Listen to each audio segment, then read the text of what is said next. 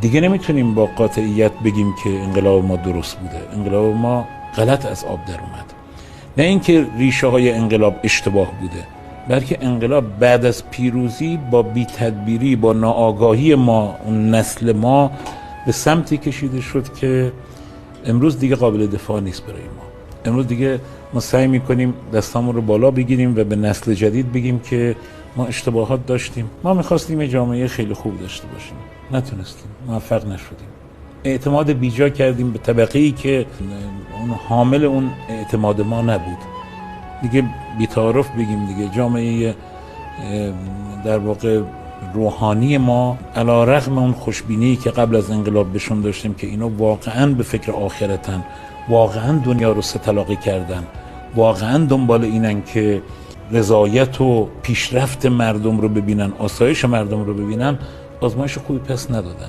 علتش هم واضحه. بعدن که من رفتم رشته علوم سیاسی فهمیدم که هر انسانی در قدرت دچار خودبینی میشه، دچار خود بزرگبینی میشه. انسان ها قبل از قدرت یه شخصیتی دارن، بعد از قدرت یه شخصیتی.